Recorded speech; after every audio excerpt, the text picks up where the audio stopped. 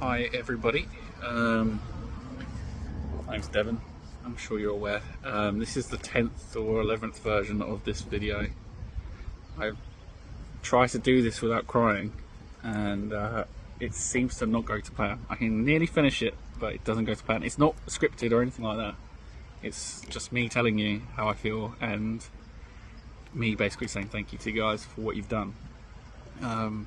Firstly, I just want to say thanks to Vicky and Anne-Marie and everyone at Halfords Tunbridge for the support. You guys are my family and I love you to pieces. Thanks Halfords in general, because they've been the most amazing company I've ever worked for. Some people might slate them and say they're whatever, but Halfords are amazing. I'm sorry. My loyalties will lie with them forever. They've done an amazing job, and thank you, whoever you are, for your support with the GoFundMe, or if you're doing anything for me. It's inspirational and it's life-changing, and this is only 1 minute into it. This is not good. Thank you. It's good to see that there's people out there that, I think when you're in the day-to-day rush of everything, and you see kind of some of the worst people and some of the worst versions of people, but there's some really kind, generous people out there. I don't know anything about the GoFundMe. I know that there is a GoFundMe.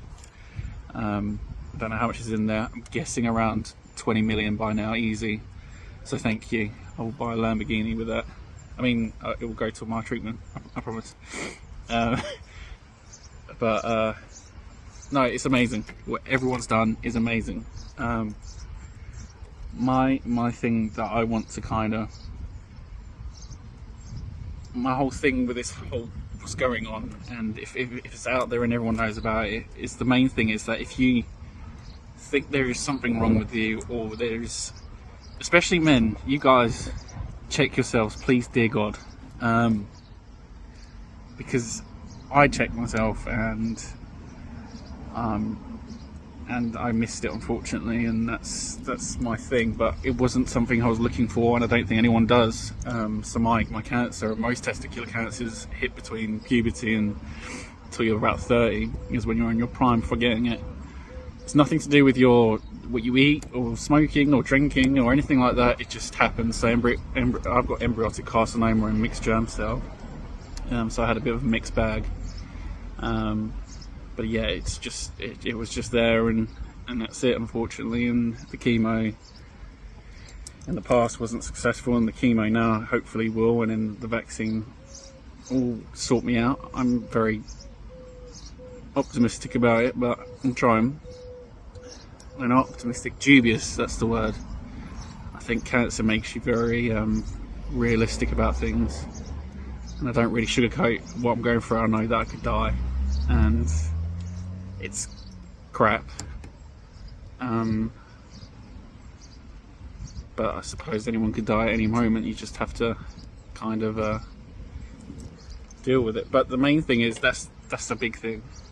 Life is so precious. I know everyone says this, and you go on YouTube or Instagram or anything, and you have these motivational speakers saying, oh, time's precious. It's so precious. I'm 29 years old, and I honestly feel like a 70-year-old man, the way I look at life. Like, look at this. Look how beautiful this world is. Don't look for the negativity and everything, because this world is very negative, and you switch on the news and it's just crap. I'm sorry for swearing. I don't want to swear because I'm trying to do this in a mature way, but it's honestly just nothing but sad stuff going on around the world. Look for the beauty in the world, look for the people, talk to everyone. That's the big thing. Talking to people would solve so many issues with mental health, especially for me. When I first started this whole process, when I first started my BEP treatment in 2020, 2020, I didn't speak to anyone about it.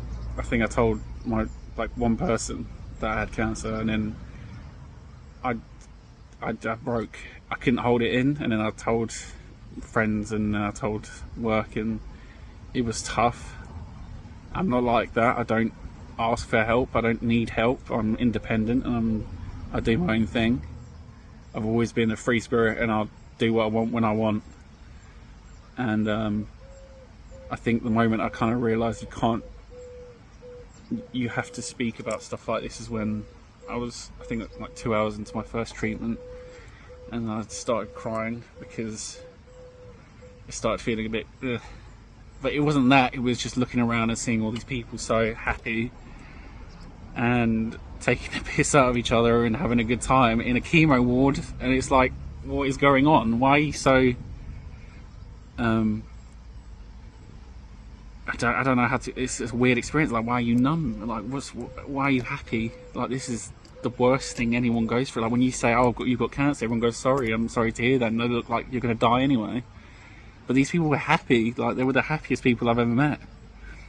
And I was crying because I was like, "Am I just a bit of a sop? Is this like?" It was mental. And now, looking back at it, I see why people are so happy. Especially going through cancer, you get I've noticed you get people that are very much, very flippant about it, and will just fob it off. Okay, I've got it, whatever, and you'll get people that are broken by it, and you get people that go through it and then become something amazing. And I think I'm in a mix of the middle to the end bit. I'm not numb to it. It's become a norm. And that's a big thing, is that I've spent 3 years-ish dealing with this, and that's going to hospital appointments, that's going through chemo, that's going through consultations constantly, and every month you get your little message from guys saying, "Can you come in at this time?" And yeah, it's a normality. That's the thing. People become it's normalised to it. So I'm not flippant or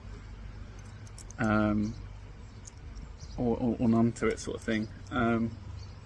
But the main thing is it's just